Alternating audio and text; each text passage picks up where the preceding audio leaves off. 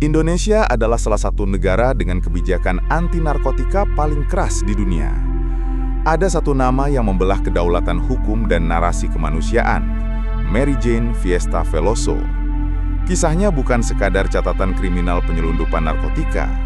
Ia adalah perlintasan kompleks antara pidana mati yang ditegakkan Indonesia dan dugaan tindak pidana perdagangan orang atau TPPO yang menimpa seorang pekerja migran dari Filipina.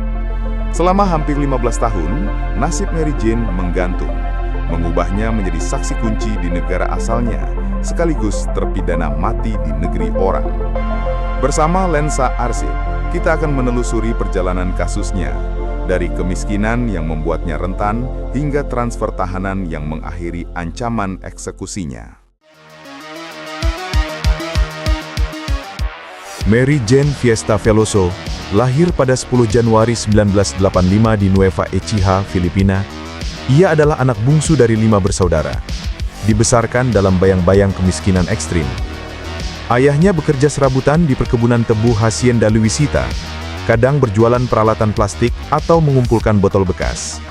Keterbatasan ekonomi ini memaksanya putus sekolah di tahun pertama SMA.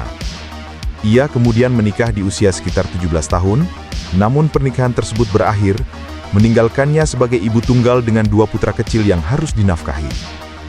Motivasi utamanya mencari pekerjaan di luar negeri adalah untuk menyediakan penghidupan yang layak bagi keluarganya. Sebelumnya, pada tahun 2009, menurut pengacaranya di Indonesia, Agus Salim, Mary Jane pernah bekerja di Dubai sebagai asisten rumah tangga. Namun pada Januari 2010, ia kembali ke Manila sebelum kontrak 2 tahunnya berakhir, karena hampir menjadi korban pelecehan seksual oleh majikannya. Riwayat inilah yang membuatnya menjadi target sempurna bagi sindikat kejahatan yang terorganisir. Dan benar saja, pada April 2010 janji itu datang.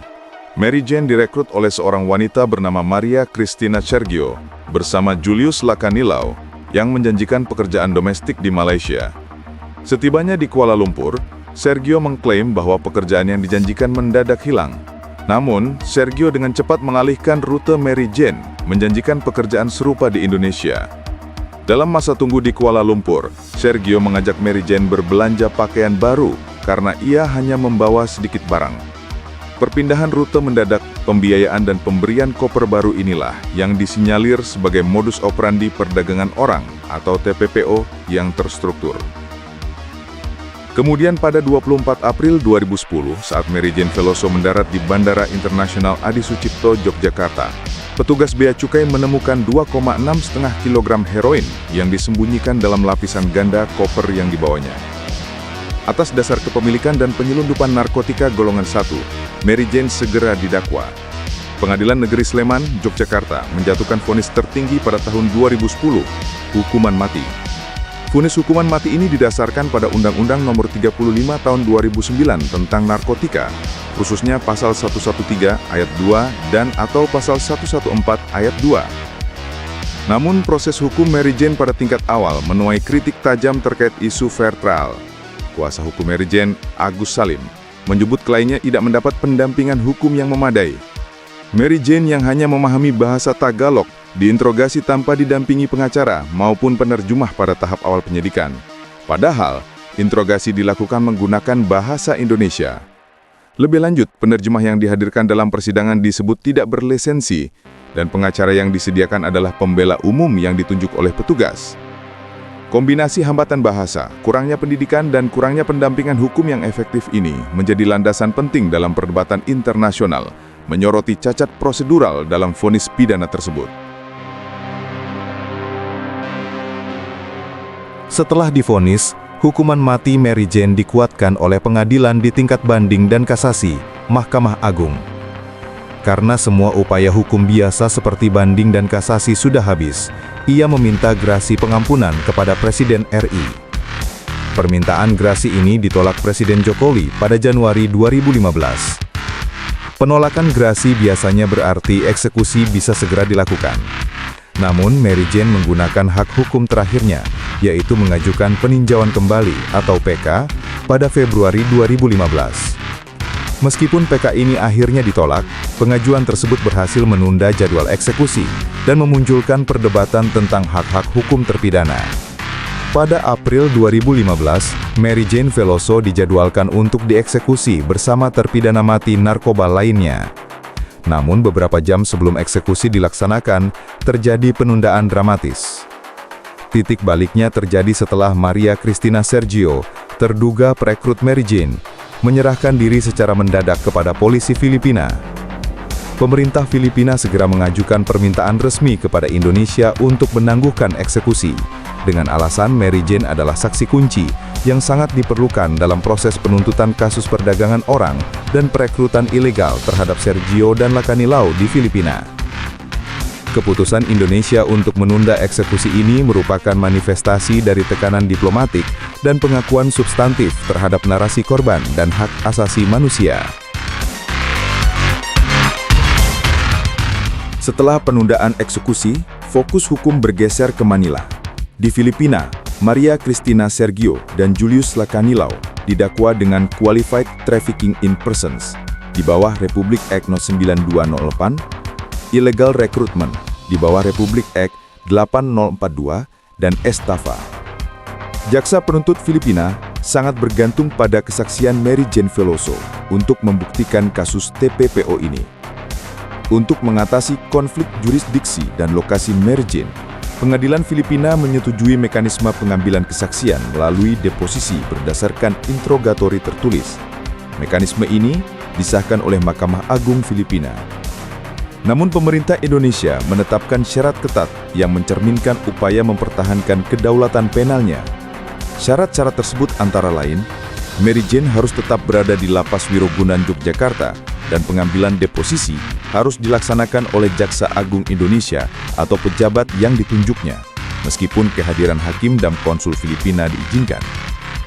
Persyaratan Indonesia bahwa deposisi harus dipimpin oleh otoritas yudisial Indonesia, bukan hakim atau konsul Filipina, adalah upaya manifestasi jelas dalam mempertahankan kontrol penuh atas terpidana mati yang berada di wilayahnya.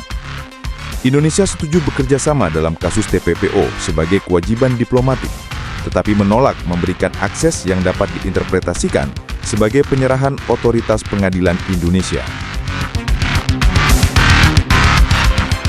Setelah hampir 15 tahun menjalani hukuman di death row, perkembangan paling signifikan tiba pada akhir tahun 2024.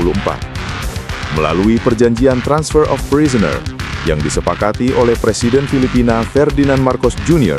dan Presiden Indonesia Prabowo Subianto, Mary Jane Veloso akhirnya dipulangkan ke Filipina. Mary Jane dipindahkan dari Lapas Perempuan Kelas 2B Wonosari ke Lapas Pondok Bambu, Jakarta pada 15 Desember 2024, sebelum tiba di Manila pada 18 Desember 2024. Repatriasi ini memberikan dampak langsung pada status hukumnya. Karena Filipina telah lama menghapuskan hukuman mati, ancaman eksekusi terhadap Mary Jane hilang. Hukuman matinya di Indonesia secara otomatis diubah menjadi hukuman penjara seumur hidup di Filipina.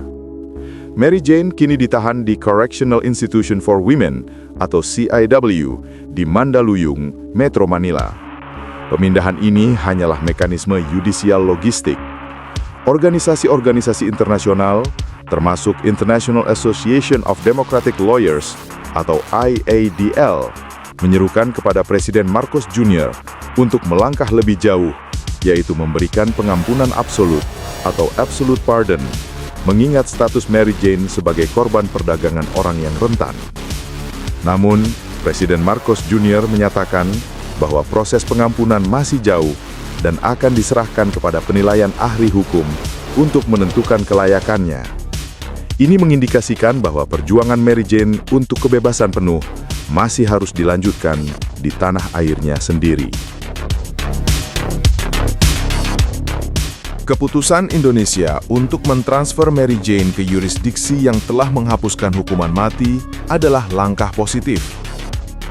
Amnesty International berharap momen ini menjadi titik balik bagi Indonesia untuk mengevaluasi kembali penerapan hukuman mati untuk kejahatan narkotika dengan mempertimbangkan moratorium resmi pada semua eksekusi sejalan dengan tren global.